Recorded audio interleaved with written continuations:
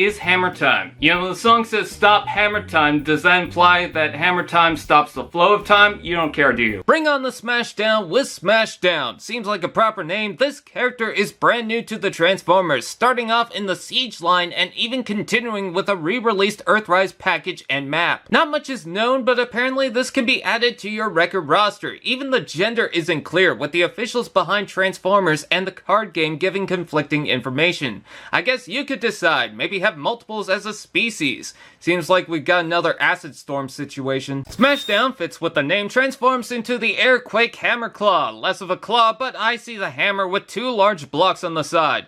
Mjolnir may get the popular vote, but the length of the hammer itself is like two Mjolnirs in one. Out of the package, the hilt comes detached. There's a certain pattern that needs to fit the gap as you slide it inward. I could see why people put it with the wreckers. Breaking things seems like their style, like a bull in the china shop. That explains the bullhead, not sponsored by Red Bull. I wish the handle was extended. Maybe someone can 3D print a piece. Has a blast port at the end, so maybe it could fly like Thor's hammer. Or you could be an idiot and not know how a hammer works. You can also use the very wide shockwave blast effect and plug it in as a stand. The blast effect is pretty wide, all made from a flexible material in transparent orange. Has a small hole in the front as well as on the inside around a normal peg. You can attach it to the notches on the side if that's even intentional, or plug it on the front like it's doing some real damage. Wish there was a side peg to use as an optional gun, but it looks good with most Deluxes and Voyagers. Sorry Brunt, maybe try having hands. Oh cool, now Ultra Magnus can have a hammer, but now it looks less like a combat weapon and more I'm gonna build a birdhouse for my little cousin. You know, if you see all the limbs and where they are, I didn't realize how flexible this guy is. I do like the melee weapons, mostly because they're very different from the normal blasters who only seem to have two molds reused. Plus, some of these characters could really use a groundbreaking weapon. Robot mode.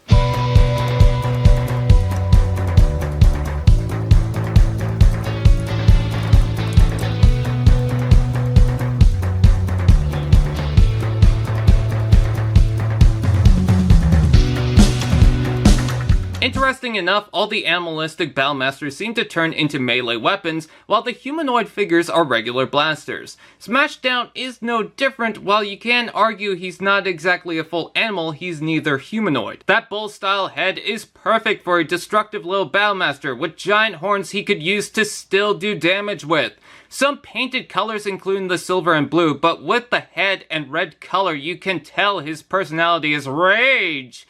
Yeah, you're better off not visiting a library. There's a few things I wish they changed. The tab behind the head gets in the way of the movement, and I constantly think the torso is backwards with the empty gaps. I guess if we turn it around, oh, that looks uncomfortable. I'm gonna call it a tail, because if it's not a tail, I don't want to know where it is. You can remove it, and with the gaps in the arms, you can use it as a cannon or as a boomstick.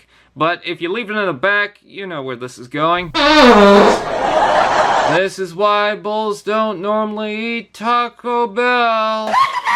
Ball joints in the head, shoulders, ab crunch, and ball joint hips. Plus, there's portholes on both feet, so he's a certified siege figure. Take some blast effects, and have you ever seen a flying minotaur before? You can imagine the personality of this guy, just a scrappy little robot who just wants to be destructive with the stick up his ass. No wonder he's a wrecker, he fits in so well with them. I mean, they got Perceptor and not Ironhide, so I'm not sure what the requirements are. From the side, his limbs look like Lego parts. People are probably upset with the second release, but if you missed out or you want more of these guys running around, I'd say try him out. He's fun, he's different, or she, honestly, I'm not sure. Either way, it's enjoyable. Even if you're not fond of the Battlemasters in general, I think everyone should get a Smashdown. So I welcome his secondary release if that means more can go around. Get yourself one if you can. I don't think you'll regret this charming delight. Just don't get on their bad side.